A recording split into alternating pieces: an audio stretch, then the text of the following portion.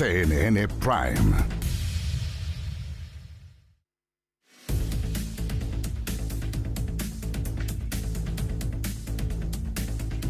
Hola, ¿cómo están? Muy buenas noches, bienvenidas, bienvenidos a CNN Prime. Hoy es lunes, por lo tanto, nuestro nuevo CNN Prime es lunes de Dirección La Moneda. Junto a Macarena Román y Colomba Eichholz vamos a revisar la trastienda de las campañas presidenciales. Y hoy es lunes de Tolerancia Cero, así que parte la semana política.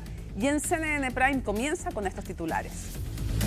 Se agudizan las tensiones entre Janet Jara y el ministro Carlos Montes luego de que el titular de Vivienda asegurara que una de las manos derechas del dueño de los terrenos de la toma de San Antonio estaría en el comando de la candidata del oficialismo. La banderada respondió criticando nuevamente la reconstrucción en Valparaíso. A un ejemplo de que no tiene ningún equipo propio, atribuyó Evelyn Matei los dichos de la secretaria general del Partido Republicano, Ruth Hurtado, quien afirmó que están dialogando con figuras de demócratas para sumarlas a la campaña de José Antonio Kast, incluso antes de la segunda vuelta. A través de redes sociales, el partido encabezado por Jimena Rincón reafirmó su compromiso con la candidata de Chile Vamos. El presidente Gabriel Boric anticipó que el próximo verano será adverso en materia de incendios forestales, una situación que atribuyó a tres factores: altas temperaturas, déficit de lluvia y material combustible acumulado. El mandatario destacó que para la próxima temporada se van a aumentar los recursos, el número de brigadistas y aeronaves y también las unidades de análisis para perseguir a quienes provoquen un siniestro. Y en temas internacionales, en Egipto comenzaron las conversaciones indirectas entre negociadores israelíes y palestinos para concretar un acuerdo basado en el plan de alto al fuego de Donald Trump. Se espera que estas rondas de diálogos duren unos días en presencia de mediadores de Estados Unidos, Qatar, Egipto y Turquía. Todo esto y mucho más, aquí comienza CNN Prime.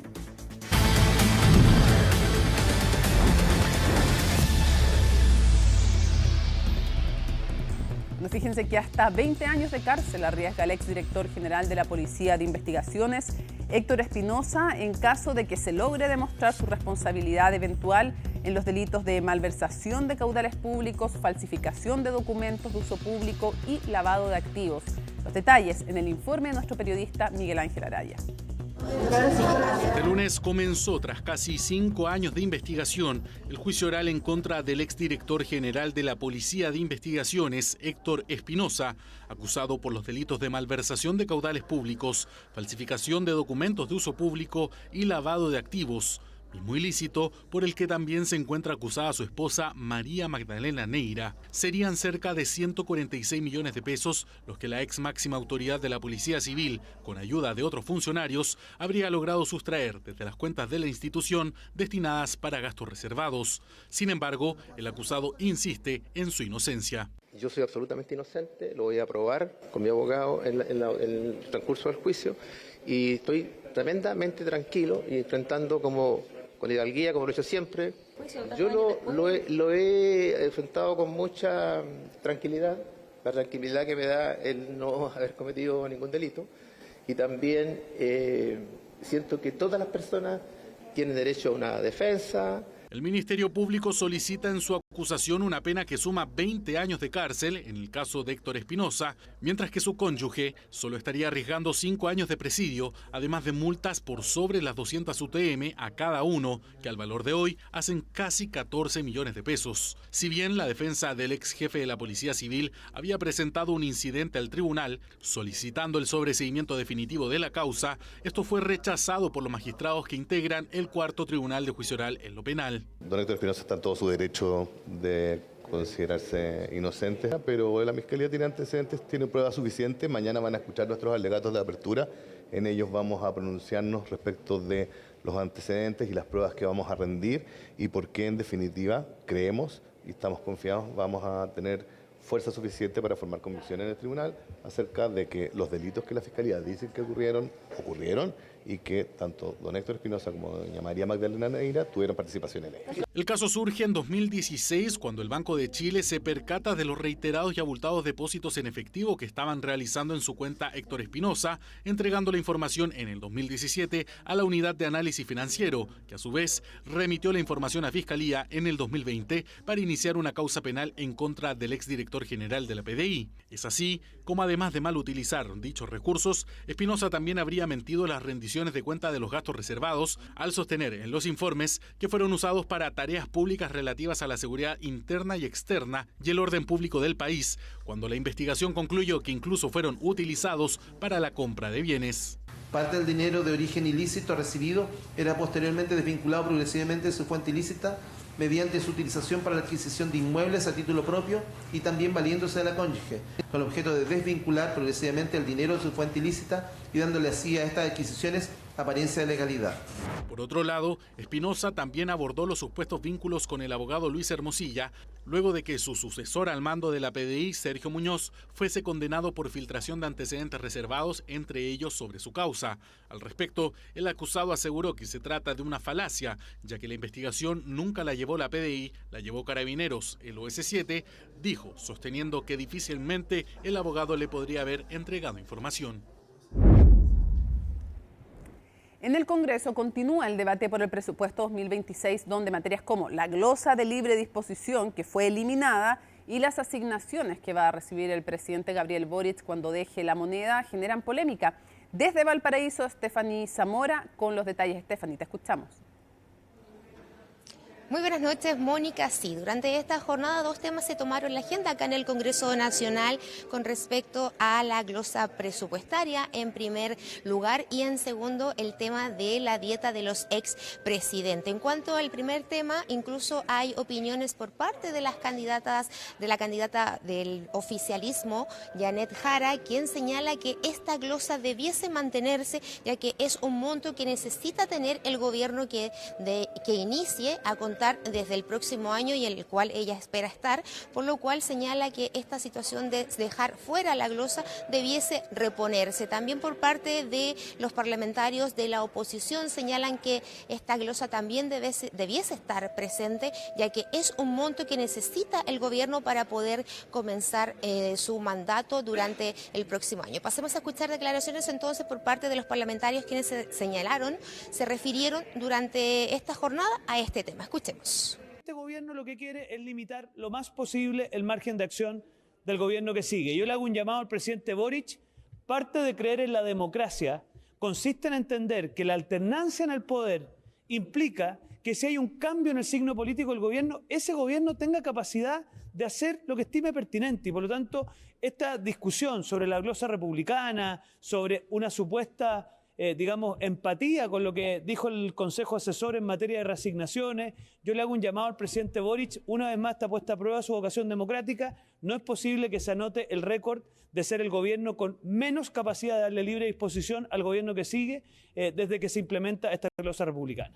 Yo creo que hay que reponer la glosa de libre disposición, pero aquí hay que llegar a un acuerdo político y ocupar esa glosa para seguridad y para la construcción de las casas de los afectados del incendio de Viña del Mar. Yo lo hablé con mi candidata Janet Jara, ella está de acuerdo con este tema y esperemos que acá en el Congreso, donde se va a discutir el presupuesto, podamos reponer la glosa de libre disposición, la glosa republicana tan famosa, y que es raro ver cómo, por ejemplo, candidatos que quieren recortar 6.000 millones de dólares en, yo supongo, beneficios sociales, porque no veo dónde más va a recortar, esté llorando por esta glosa.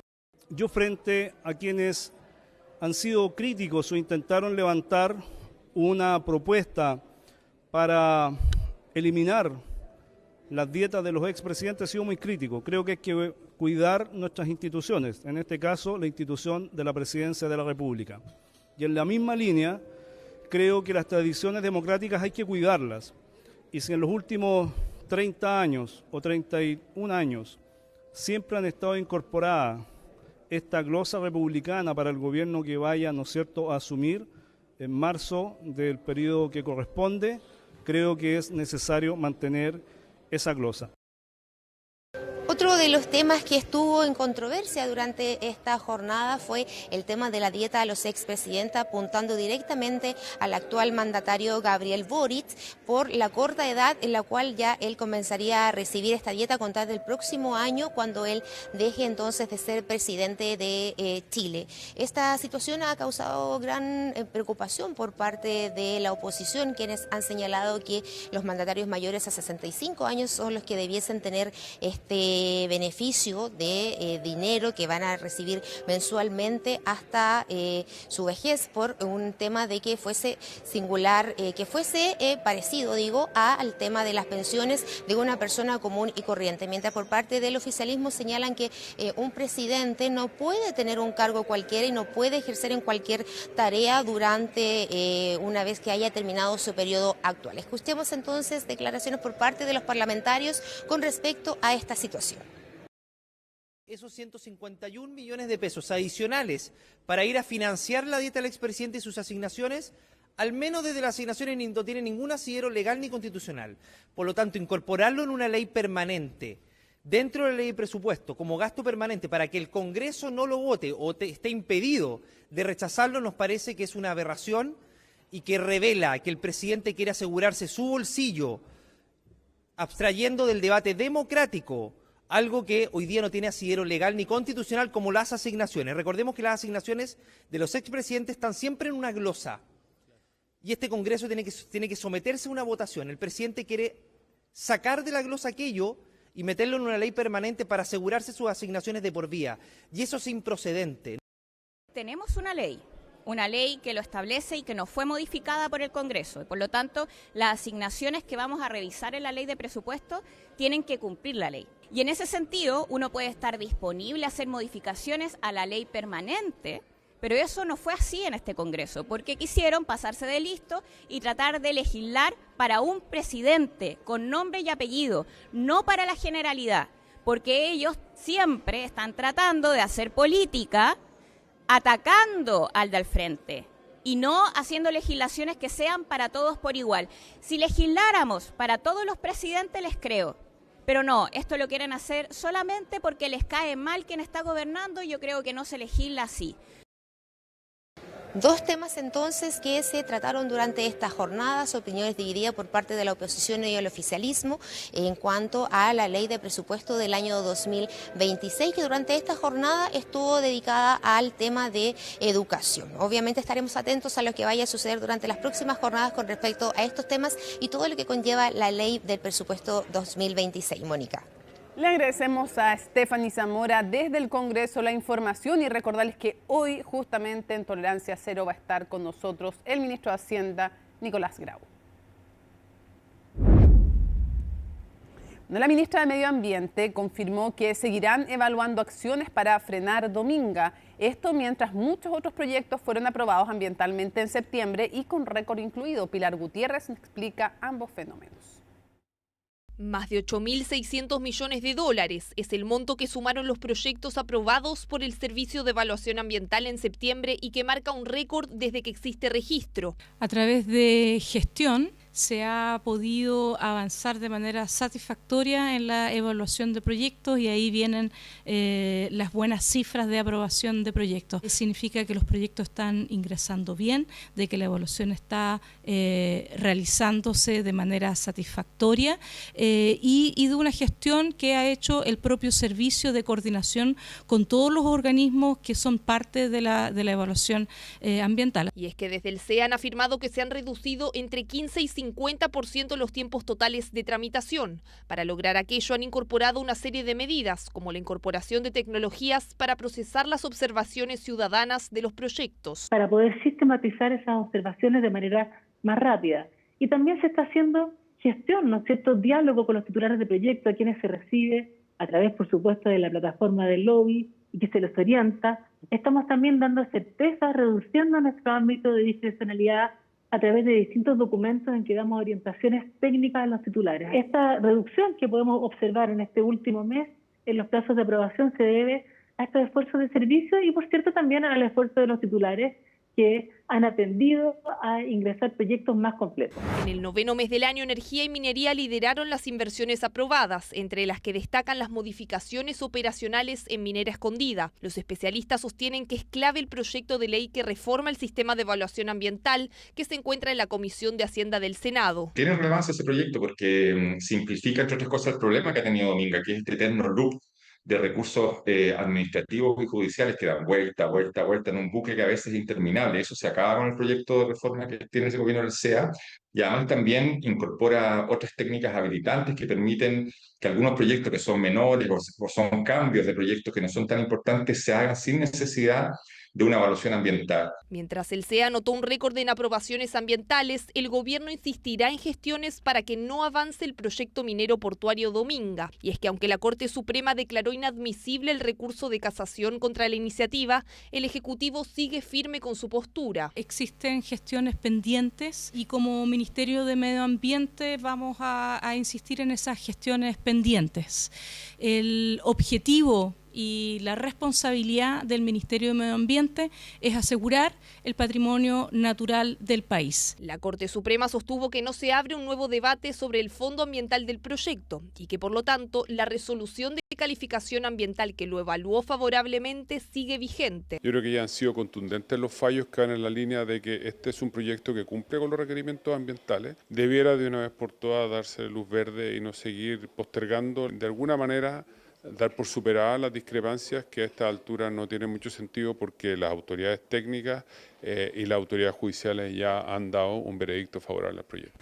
Con la declaración de la Suprema, algunos expertos interpretan que podría haber un nuevo pronunciamiento del Comité de Ministros, corriendo el riesgo de que se repita nuevamente la historia. Implicaría que eventualmente esa resolución del comité también pueda ser impugnable de nuevo ante el primer Tribunal Ambiental de Antofagasta, lo que tú comprenderás transforma en esto en un loop que no tiene ningún horizonte de cierre desde el punto de vista procesal. Alguien tiene que decir que existe cosa juzgada. No existe todavía en Chile una regulación en términos procesales de cuándo existe sentencia definitiva en materia ambiental. Sin embargo, otros descartan un nuevo pronunciamiento del comité y en cambio señalan será clave la decisión del segundo Tribunal Ambiental de Santiago sobre la reclamación ahí presentada, con lo que se podría abrir el círculo nuevamente o bien dar mayor espacio a que Dominga avance. Hoy comenzó el Cyber Monday 2025. En el primer día ya se han superado los $100 millones en compras, generando expectativas, por ejemplo, de nuevos puestos de trabajo temporales. Natalia Muñoz nos cuenta. Depende, porque si es algo que no tiene visto hace tiempo, conviene, en especial en perfumes. A nosotros nos gustan mucho los perfumes.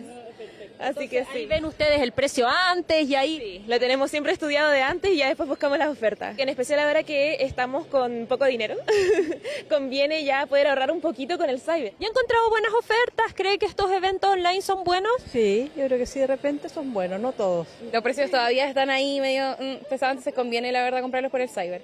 Igual estuvimos viendo aparatos electrónicos, audífonos. Ayuda importante para el bolsillo. Ya lo estaban esperando con los carritos listos para comprar. Es el Cyber Monday, evento online que dinamiza la economía con doble ganancia. Ofertas para los consumidores y reactivan el comercio minorista. Ha alcanzado cifras de $100 millones hasta las 17 horas.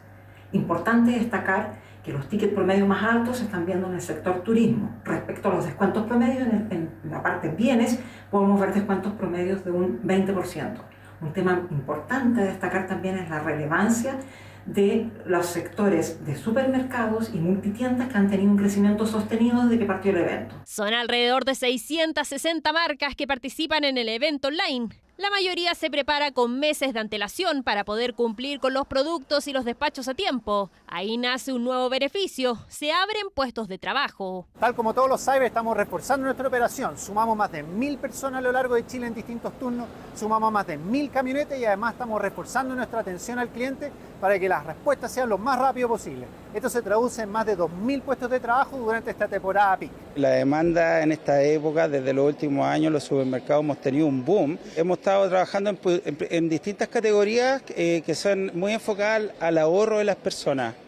Esto es la oportunidad para que las personas compren pañales, detergente, papel higiénico, que eso no es solamente una oportunidad de consumo, sino que es un ahorro que van a tener sí o sí. Impacto económico significativo que revelaron los portales de empleo. Más de 2.500 nuevos puestos de trabajo se abrieron específicamente para este Cyber Monday. Muchos de ellos temporales, pero otros contratos se extienden para la época más importante en el comercio, las fiestas de fin de año. Son fechas muy relevantes para la economía y siguen posicionándose como una alternativa eficiente para responder a las demandas estacionales de mercado, además de ofrecer oportunidades laborales ágiles y con rápida inserción. Hay un aumento sostenido tanto en la previa, en el evento y post-evento. Solo en esta edición de Cyber nosotros hicimos una contratación de más de 2.500 personas. No solo generan empleo a corto plazo, sino que también funcionan como una puerta de entrada. Muchos de los colaboradores temporales logran mantenerse en sus puestos de trabajo y así obviamente gracias a su buen desempeño pueden entrar a las grandes empresas. Los puestos de trabajo más requeridos son transporte y almacenamiento, logística, operadores de producción y vendedores. 80% de ellos concentrados en la región metropolitana. Como cada año, este tipo de campañas se traducen en mayor actividad económica, más empleo, más ingresos disponibles para las familias, impulsando a las pequeñas, medianas y grandes empresas.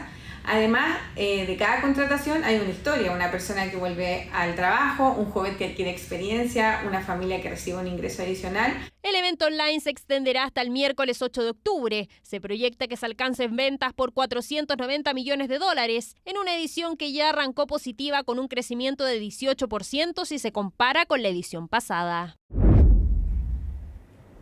Bueno, esta semana en la ciudad de Concepción se va a realizar el Encuentro Mundial Cities in Transition, un evento con representantes internacionales para abordar los cambios que enfrentan las ciudades. María Luisa Carrión con el informe. El mundo avanza a gran velocidad y hoy puedes ser parte de esta transición. Transición que mezcla ciencia y tecnología en pro de mejorar las ciudades. Se acabó la espera y entramos en la recta final. Este martes se dará el Vamos a Summit Cities in Transitions, un encuentro mundial de laboratorios que pertenecen a la red del Instituto Tecnológico de Massachusetts. Tenemos una variedad importante de speakers, más de 20 personas sobre el escenario, que van a estar mostrando desde personas asociadas a Pixar cómo se construyen los entornos de las ciudades, el primer acercamiento que tiene y el entendimiento de un niño sobre cómo son los entornos, hasta personas especialistas en temas de inteligencia artificial que hoy día están ayudando a sobreponerse de algunas de las catástrofes importantes que está afectando a nuestras ciudades. Esta es la primera vez que se realiza en el hemisferio sur y con ello posa los ojos del mundo en Chile, particularmente en Concepción. Y lo más importante, estará abierto a la comunidad. Este miércoles 8 el Summit abrirá sus puertas para un encuentro de innovación urbana en el Teatro Bio Bio.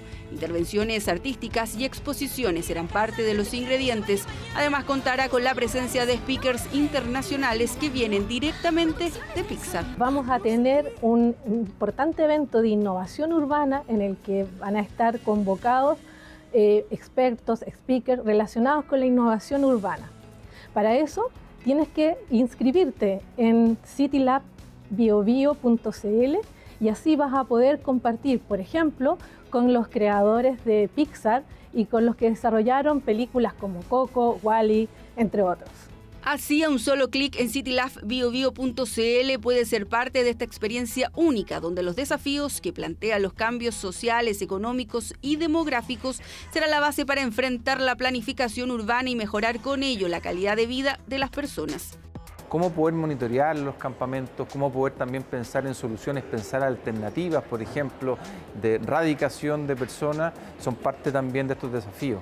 Todo lo que estamos viviendo en la ciudad, en algunos lugares también con respecto al tema de los incendios, ¿no es cierto? Con respecto también a las oportunidades del turismo y los desafíos que tienen países como los nuestros, que no tienen una gran infraestructura para el turismo, pero que sí un tremendo potencial, es parte de los desafíos que vamos a estar trabajando. Problemas concretos, desafíos urbanos cuya resolución impacta en la comunidad.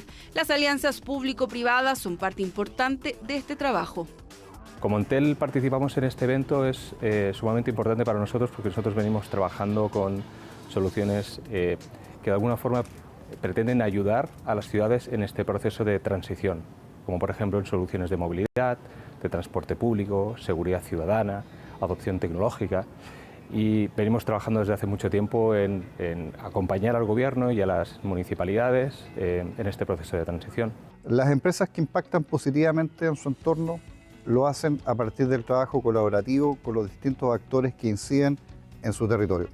Por eso, para nosotros es muy importante participar de este Summit porque nos permitirá conectar con actores relevantes en materia de urbanismo, precisamente en un momento que estamos ejecutando el proyecto Huachipato Territorio de Oportunidades, que busca conectar los ejes del Huachipato del futuro con los pilares de la estrategia de desarrollo para la región. Todo listo entonces para este evento internacional que aterriza en Chile por primera vez y que estará abierto a las comunidades que quieran participar y pensar cómo abordar las problemáticas de las ciudades de hoy.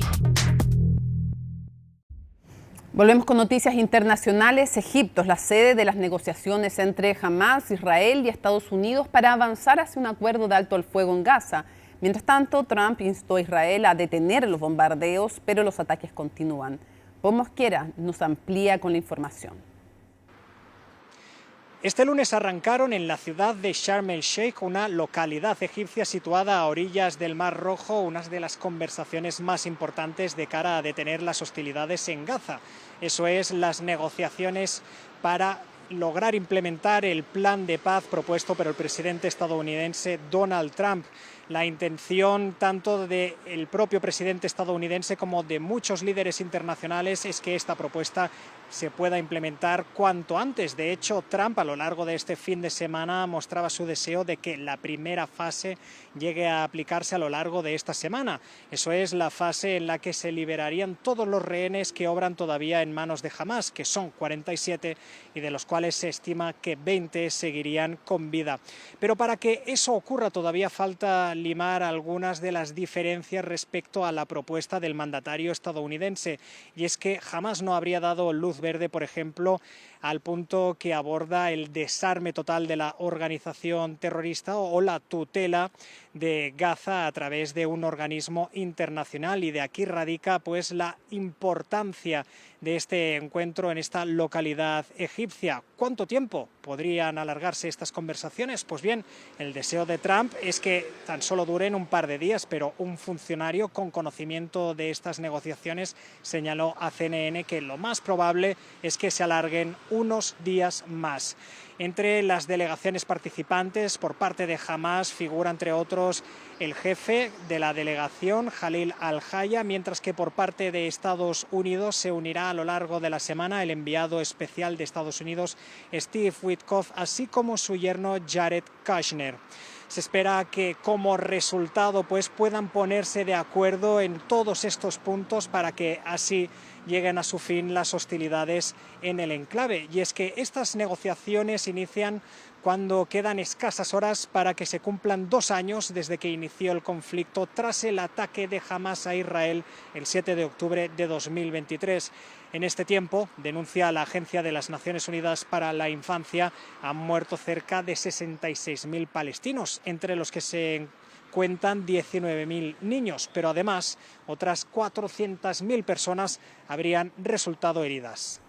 Para CNN, Pau Mosquera, Madrid.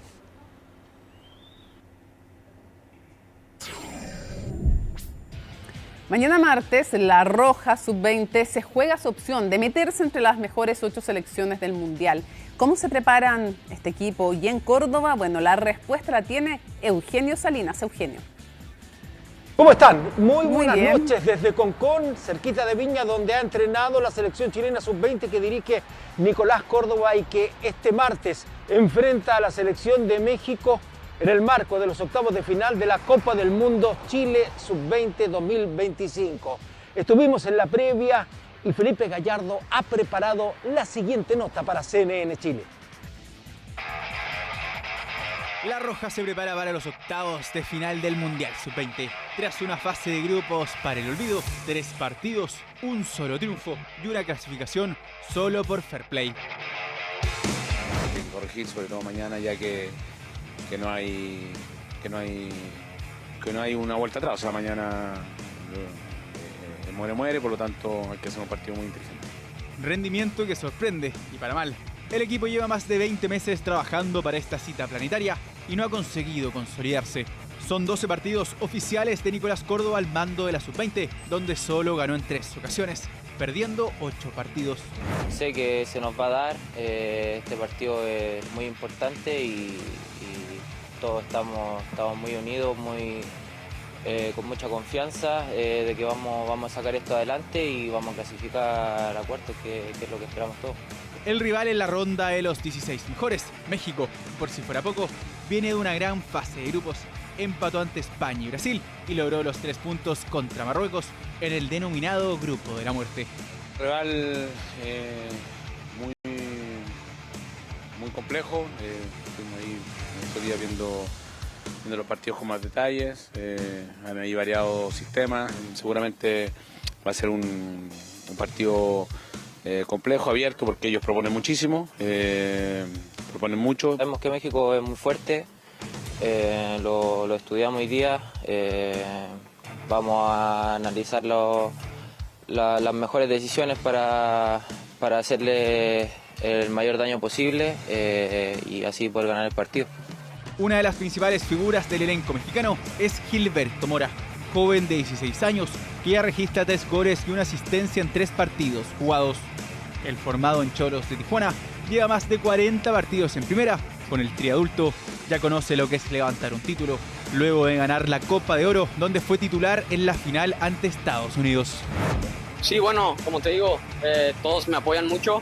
La verdad me siento muy contento de poder estar aquí con la selección y bueno, seguir trabajando para seguir así, mostrando mi nivel al mundo y bueno, voy a dar todo lo que esté en mis manos para poder cumplir mi sueño. Este martes a las 8 de la noche en el Estadio Elías Figueroa de Valparaíso, la Roja de Nicolás Córdoba se jugará el todo o nada en nuestro Mundial. El partido será en el Elías Figueroa Brander. La organización ha movido a las 20 horas este cotejo. Será con estadio lleno porque el público va a ir a apoyar a esta sub-20. Es un solo partido, 11 contra 11. Los milagros, dicen, existen. 23.500 espectadores se espera ahí en Playa Ancha. Acá en Concón, Eugenio Salinas, CNN Chile. Adelante ustedes.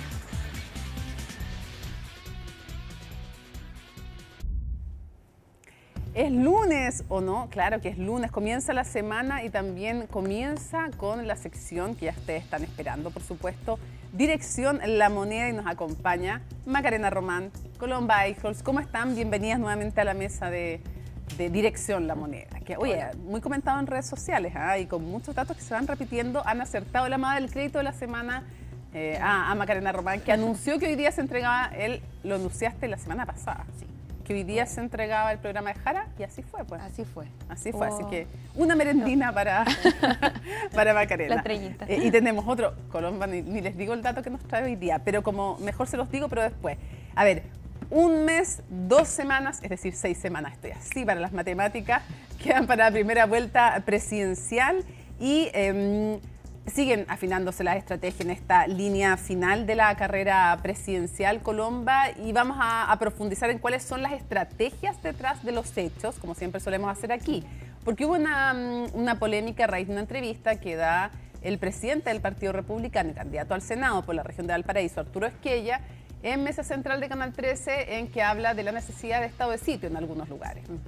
Sí, así es. Esa entrevista, de hecho, se da en el marco, ¿no es cierto?, de lo que fue la polémica durante toda la semana pasada por el recorte presupuestario, el que emplazó el propio presidente, ¿no es cierto?, en cadena nacional a que respondan si van a recortar beneficios sociales. Y en ese contexto es que el presidente del Partido Republicano, Arturo Esquella, comenzó a hablar de que quizás hay un desafío aún más importante que concretar este recorte presupuestario de los 6.000 millones de dólares en 18 meses, que es la seguridad. Conseguir que Chile sea el país más seguro de Latinoamérica en 4 años. Esto medido por 2 indicadores, que sería uno, la percepción de inseguridad, que dice Arturo Esquella, es importante también bajar los porcentajes. Sí. Importante que la gente se sienta segura, eso es cierto. Exactamente, que hay un sentimiento de seguridad, pero también por otro lado, obviamente bajar en los índices de victimización, que decía también Arturo Esquella, quizás el que más cuesta bajar. De todas maneras, igual Chile está bien evaluado en los rankings internacionales, por lo menos en Latinoamérica, en términos de la victimización, en la tasa de victimización. Ahora, la de inseguridad, la percepción que siente la gente es bastante alta. Hemos conocido porcentajes bien altos en esa materia,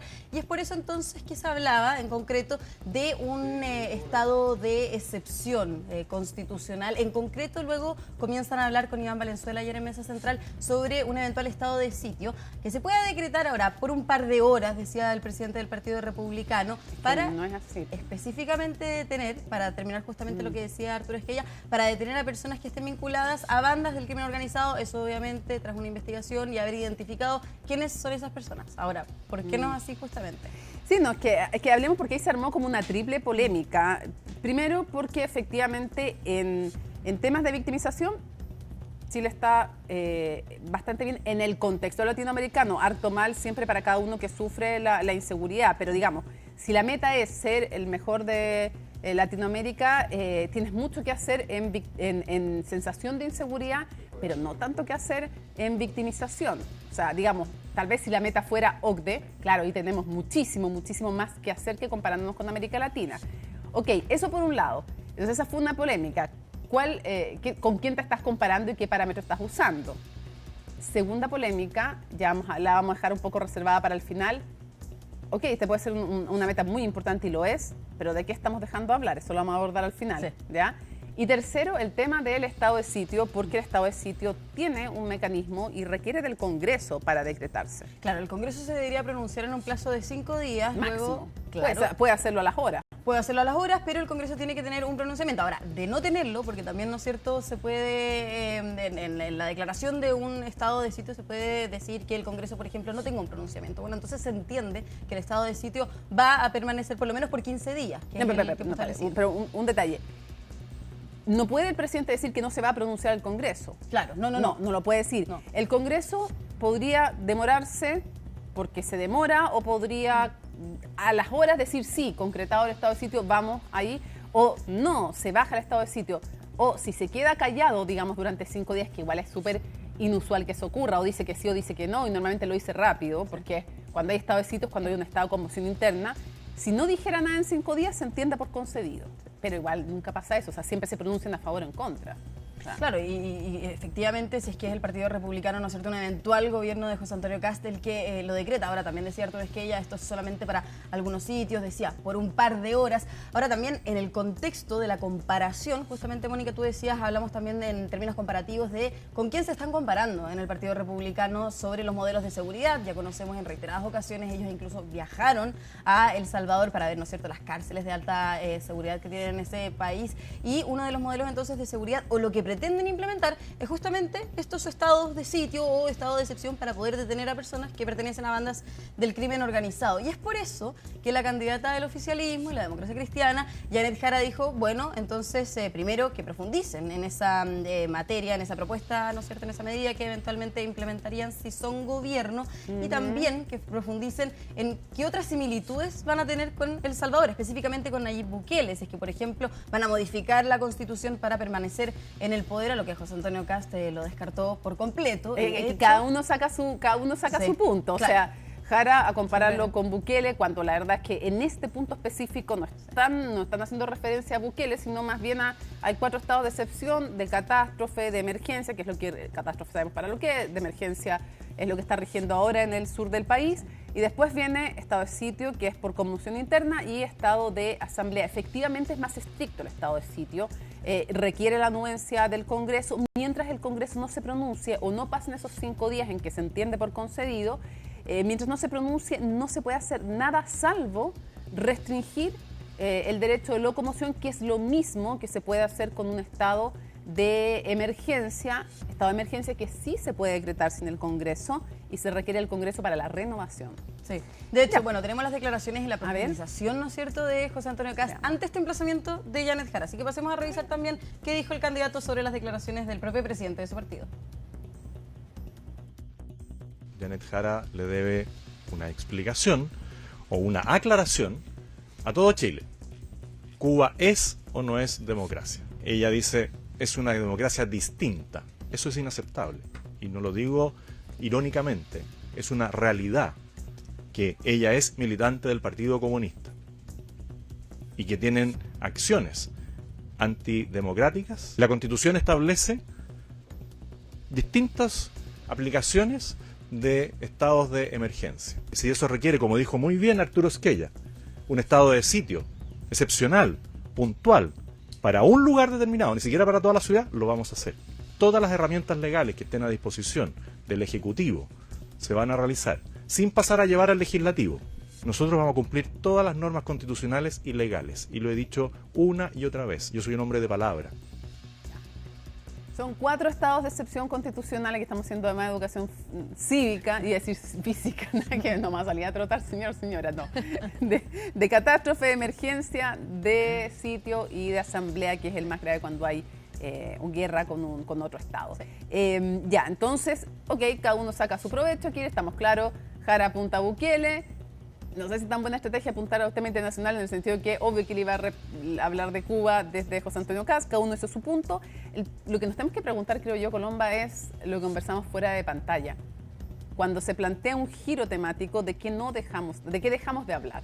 En este caso dejamos de hablar de lo que fue polémica toda la semana pasada por la cadena nacional del presidente, que tiene que ver cómo José Antonio Kast, si llega al gobierno, va a recortar los 6.000 millones de dólares en 18 meses, que de hecho no ha respondido. Nosotros en reiteradas ocasiones y en los puntos de prensa usuales ya en el Partido Republicano le preguntamos si todavía no hay una respuesta concreta ni un detalle en qué se va a recortar. Como el día de la marmota, el día de los 6.000 millones, el día de la marmota. Sí. Ya, y bueno, ojo, que es lo mismo, cuando se le pregunta a Jara por el tema de Cuba, también patea al córner. Cuando se le pregunta por los 6.000 millones, patean al córner. Claro, cada uno tiene su estrategia, estamos en campaña y es lo que hacen. Pero vamos al otro lado, pues justamente este ya es como, ya no son frenemies, pero ya está tensa la cosa, y una cosa que no está tensa solamente, creo yo, entre Janet Jara y Carlos Montes, ministro de la Vivienda, sino que después lo vamos a hablar un poquito. Yo creo que el gobierno y Jara están ahí medios tensos, o por lo menos con algunos de ellos. La pregunta es, ¿cómo comenzó este enfrentamiento? ¿Por qué comenzó en este canal?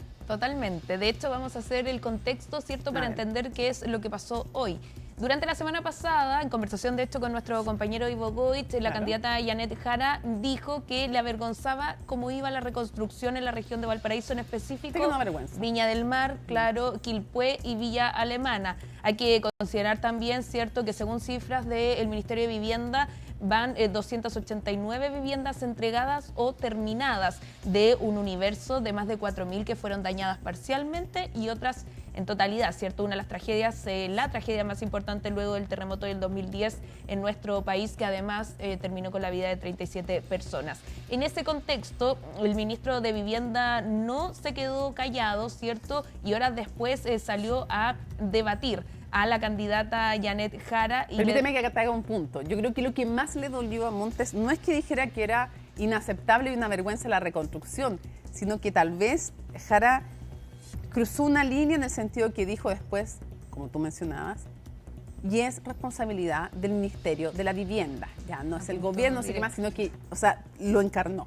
Totalmente, ¿cierto? Y es un hecho. Hasta el gobierno ha confirmado que han ido más lento de lo deseable en la reconstrucción. ¿Qué dijo luego el ministro Montes? Decía, ¿cierto?, que no era un problema de recursos, que era lo que apuntaba, ¿cierto?, la candidata Janet Jara, sino que de gestión. Tiene que ver con permisos, con la reconstrucción en sí, con los materiales, entre otras situaciones más allá de los recursos. ¿Qué sucede entonces día después, durante este domingo, en Estado Nacional, en TVN? El ministro Carlos Montes quiso también hablar y hacer un punto respecto a la megatoma de San Antonio. Porque dice que la mano derecha del dueño del terreno donde está ubicada esta megatoma en San Antonio estaba también participando en el comando de Janet Jara. Cuestión que Janet Jara descarta, dice, yo no tengo conocimiento de aquello, y de hecho además que fue como de claramente un intento, no sé, de rayón de pintura de Montes, porque estaban hablándole de la reconstrucción. Él estaba molesto claramente con Jara por sus críticas y ¡za!, a la toma. ¿Qué tiene que ver una cosa con la otra? Claro, así como diciendo, no sé, yo no se profundizó en eso, pero no sé, tal vez tiene un punto en que si fuera cierto que esté en el comando, que hubiera estado en el comando dicen que no es así, que hubiera estado en el comando alguien, mano derecha del dueño de un terreno con el cual la futura administración, sea quien sea, va a tener que negociar. No sé, pero él claramente no fue un piropo para Jara, pero cómo se une esta historia, uno podría decir que tiene que ver, era porque el ministro Carlos Montes estaba hablando, cierto, de que faltaba diálogo, al parecer, porque había gente que tenía conocimiento de lo que pasaba en el Minbu y a la vez estaba en el comando y al parecer el diálogo, la información no estaba llegando bien hacia la candidata. Bueno, la candidata puede tener la información, igual encontrar que está pésimo la reconstrucción, digamos. Él dice, pero claro, pero tienes el punto. Y vamos a, Mónica, a pasar a escuchar justamente a la candidata Janet Jara que responde, ¿cierto? Le sorprende de alguna forma porque dice ella que estas palabras vienen porque el ministro está enojado a raíz de las críticas que hizo por la reconstrucción. Sí, yo creo que es lamentable la situación de la toma de Viña del Mar. Yo he estado, de la reconstrucción de Viña del Mar y su demora. Lamento que ante esta crítica se generen otros debates que no tienen asidero y si hay alguien que el ministro Montes conozca, que él lo diga, la verdad desconozco a qué se refiere. Más que descartar o confirmar algo, creo que el ministro tiene que decir quién es, porque la verdad es que lo otro es jugar a la adivinanza y no creo que estemos para eso. Y escuchábamos entonces y luego de estas declaraciones el ministro Carlos Montes publica, ¿cierto?, un comunicado donde, lo vamos a resumir, ¿cierto?, dice que él quiso hablar sobre los diálogos, lo que ya explicábamos hace algunos segundos, y que no tiene antecedentes de que existan funcionarios públicos que realicen actividad política. Es que ese es el punto. En este comunicado solo esclarece el hecho de que hay funcionarios que están cooperando para el comando Janet Jara fuera de su horario laboral, ¿cierto? En eso no hay ningún tipo de interrogante. La interrogante continúa en quién es la persona que él dice que es mano derecha del dueño del terreno y a la vez del comando de Janet Jara. Eso no se ha esclarecido. Pero al principio apunta a eso, porque dice en ningún caso quise individualizar ni establecer implicancias políticas. Puede que no haya querido establecer implicaciones políticas, ya, bueno, raro, pero según él no, y no busqué individualizar. Él dijo que había una persona mano derecha del dueño de la megatoma. Ok, ahora las cosas están tensas entre el gobierno y la candidata, diría yo también, no solo entre Montes y la candidata por el tema de la glosa, criticó que se eliminara la glosa republicana de libre disposición, también criticó la forma, en Televisión Nacional criticó en candidato Diego Tubora, criticó que con Iván Núñez, que en el fondo, no sé, varias cosas, el tema de la seguridad, la forma en que se reaccionó Monsalve, que ya no hubiera hecho lo que hizo el presidente. No es su estilo, dijo la candidata. Eso, una cosa de estilo. Un estilo. Una crítica evidente. Sí, absolutamente. Ya, ok, nos vamos entonces de nuevo a la oposición, Colomba, porque Republicanos dice que hay algunas personas demócratas que ya no Chile Vamos, sino que de demócratas que apoyarían a su candidatura. Sí, de hecho, bueno, en el contexto, ¿no es cierto? ¿Tenemos datos? De los descuelgues en ese contexto, porque la semana pasada el gobernador de Arica, Diego Paco, ¿no es cierto?, se pronunció, respaldó a José Antonio Kast, eso generó con molestia, y hoy día también generaron molestia las declaraciones de la secretaria general del Partido Republicano. Resultado, dijo que van a haber personas, militantes de demócratas, que se van a plegar a la candidatura de José Antonio Kast incluso antes de la primera vuelta. Ya, pero todos quieren saber, Colomba, en sus casas, ¿quiénes son? ¿Tienes algunos datos? Mira, insistentemente le preguntamos al comando de José Antonio Kast, no quisieron dar nombres porque dijeron que ellos mismos eventualmente se van a pronunciar y van a dar su respaldo a José Antonio Kast, pero por lo menos lo que podemos decir y averiguamos con el comando de José Antonio Kast son dos ex autoridades del segundo gobierno de la expresidenta Michelle Bachelet. Ahora, obviamente estas pueden ser ex autoridades, ya sea ex subsecretarios, ex ministros, incluso personas... No sabemos el nivel de la ex autoridad. Exactamente, y eso también no es cierto. Ya, pero a ver, atención en sus casas. Colomba Eichholz nos cuenta, no vamos a dar más datos, pero, o sea, no vamos a arreglar la fuente, pero nos cuenta que lo que ella reportó es que se apuesta desde republicanos a dos ex autoridades, serían militantes de demócratas y que trabajaron en el segundo gobierno de Michelle Bachelet. Sí. ¿De qué nivel las autoridades no sabemos? Eso es. Ya, ok, vamos a esperar si es que toman un paso al frente y nos vemos eventualmente en el Partido Republicano. Ya. Y lo último, para Macarena Román, también acertaste, hoy día se presentó el anexo de programa, punto para Macarena. ¿Qué es lo que más te llamó la atención del anexo de medidas? Hay distintos puntos, por supuesto, son 283 medidas que quedan en 110 páginas de un programa entonces oficial ya de la candidata. Uno de ellos es el aborto, donde no dicen que van a ingresar un proyecto nuevo ni que van a poner suma urgencia o urgencia a la iniciativa que ya existe. Lo que sí dicen es que van a incentivar, ¿cierto?, la discusión que continúe del proyecto actual que se está legislando en el Congreso. Otro de los puntos Cosa que no está feliz la DC, pero bueno, ya. Claro, totalmente. No están Era un nada punto de contentos. discordia ahí con la DC. Sí, Y están molestos. aparte, otro de los puntos interesantes tiene que ver con la UEF, ¿cierto? La unidad de fomento, donde la candidata ya lo adelantaba, busca limitar el uso de la unidad de fomento porque dicen se ha hecho un abuso, según la candidata, de esto, ¿cierto? Para, por ejemplo, cobrar en colegios, planes de salud, entre otros. Pero también hace el alcance de que en materia hipotecaria no tocarían ese tipo de contrato. No, un que tema ahí que a en el los fondo economistas al menos no les gusta mucho. No, pues si Marcel dijo que era un desastre si es que tocaban la UEF en el tema inmobiliario. ¿Algún dato para cerrar? Sí, solo para cerrar que, bueno, y hoy le preguntan al gobierno también a través de la ministra Vallejo y ella dice, como gobierno hemos estudiado a través de distintos expertos este tema y nosotros no estamos de acuerdo con avanzar en una iniciativa como esta. Una sola pregunta. El comando, porque yo sé que tú lo sabes.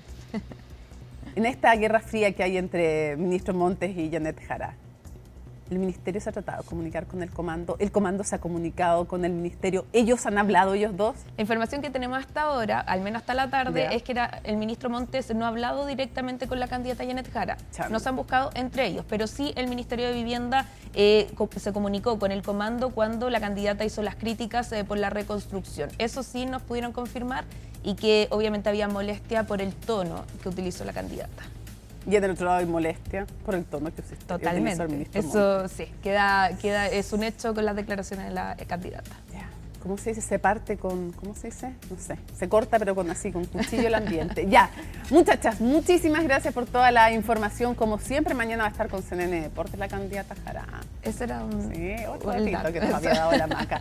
Ya, muchas gracias a las dos por haber estado con nosotros en esta dirección La Moneda y cerramos entonces CNN Prime como siempre diciéndoles lunes 6 de octubre. Así estuvo nuestro país y el mundo. Somos CNN Chile. Buenas noches.